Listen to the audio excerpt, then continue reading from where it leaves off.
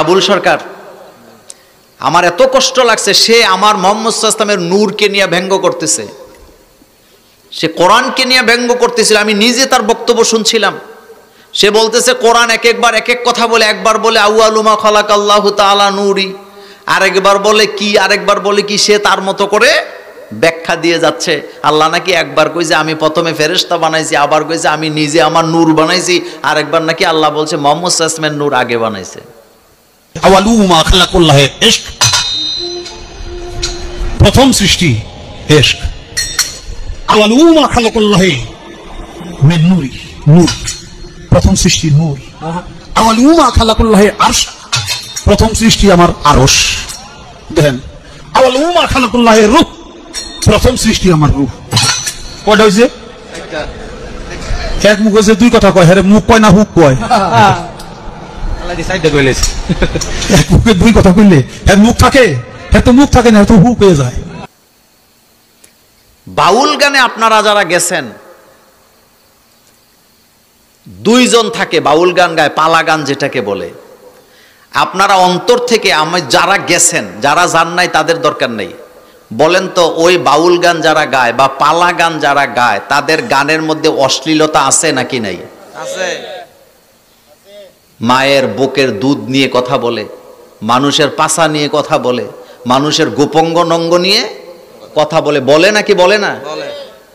কিন্তু আপনারা যারা আমার সামনে বসে আছেন, বলেন তো এই কোরআনুল কারিমে একটা অশ্লীল কোন শব্দ আছে? সুবহানাল্লাহ পড়েন। একটা অশ্লীল কোন শব্দ কোরআনে আছে? 30 পারা কোরআনের কোথাও আপনি একটা অশ্লীল শব্দ পাবেন না। অথচ স্বামী স্ত্রীর কথা কোরআনে আছে নাকি নাই? বিয়ের কথা কোরআনে আছে নাকি নাই?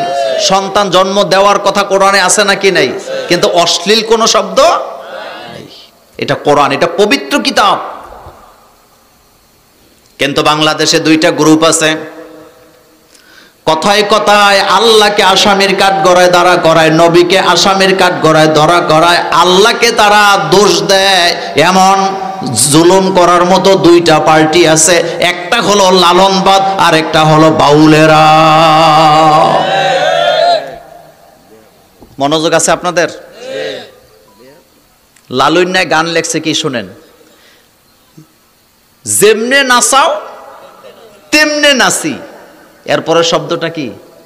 পুতুলের কি দোষ? মনোযোগ আছে মুরব্বীরা? মনোযোগ আছে? এখানে আসামি কারে বানাইছে? নাউজুবিল্লাহ বলবেন না? মানে সে বুঝাইতেছে আমি জিনা করি, মদ খাই, গাঁজা খাই, নেশা করি, সীসা খাই, যা ইচ্ছা তা করি, নাচি গাই, এটা তো তুমি আমারে করাও, তো আমি পুতুল, তুমি আমারে করাও, আমার দোষ কি?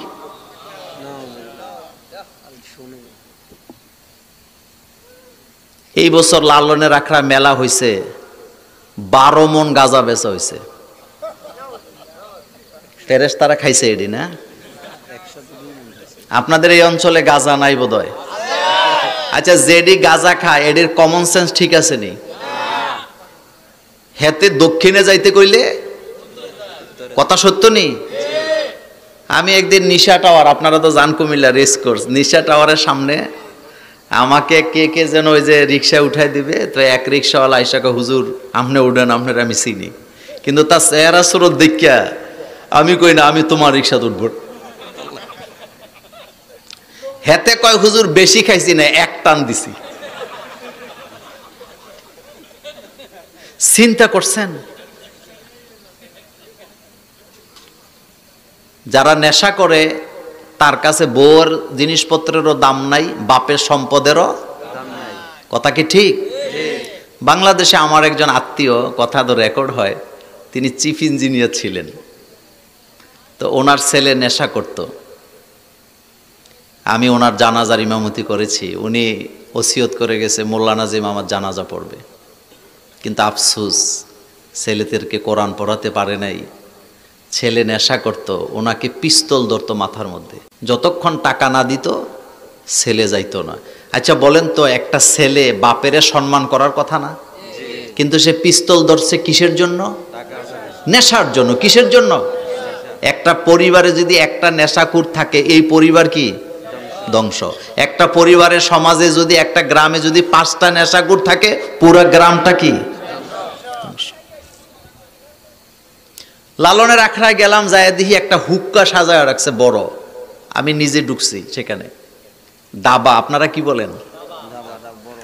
তো জাদুঘরের দায়িত্বে যে আছে, হেরে জিজ্ঞেস করলাম যে এখানে হুক্কা কেন? কারণ আমি জানতাম না লালন জিনিসটা কি, এরকম দাড়ি টাড়ি আছে, ভাবতাম সুফি বোধহয়। পরে হাসি দিয়ে কেউ, হুজুর সারা জীবন খাইছে হুক্কা, রাখবো কি, এই জন্য হুক্কাই রাখছে। লালন কি মুসলমান ছিল না হিন্দু ছিল আপনি বাইর করতে পারবেন না। নিজে একটা ধর্ম বানাইছে, ধর্মের নাম দিছে কিতা? মানব ধর্ম। কি ধর্ম? আর এই ধর্মের থিওরি হইলো আমরা যা কিছু করি আমাদের করায় কে? সুতরাং দোষ আর আমাদের নাই। নাউজুবিল্লাহ বলেন। আল্লাহ আমাদেরকে হেফাজত করুক। তারপরে আমার সাথে একজন যুবক ছিল, সে লালনের কবরের একটা ছবি তুলছে। এখন খাদেম এমন খেপা খেপছে যে ছবি কেন তুলবে। তো আমি বলতেছি ছবি একটা তুলছে, কি হয়েছে? না, এখানে ছবি তোলা নিষেধ। এই মোটা বেটা, এই দাড়ি। তা আমি কাছে যাই বললাম, আপনার বাড়ি কই? এই লম্বা সাদা চুল, সাদা দাড়ি, মোষ।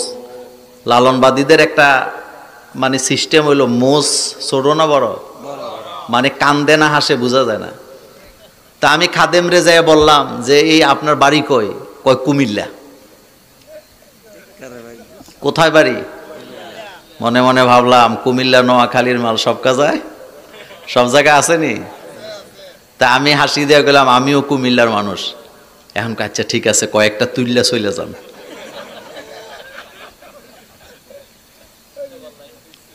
এই যে কথাটা বললাম, বলেন তো আমি মদ খাইয়া যদি বলি যে আল্লাহ আমারে খাওয়াইছে, আমি কি মোমেন না কাফের?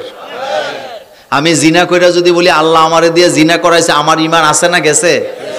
তো যেমনে নাচাও তেমনে নাচি, পুতুলের কি দোষ?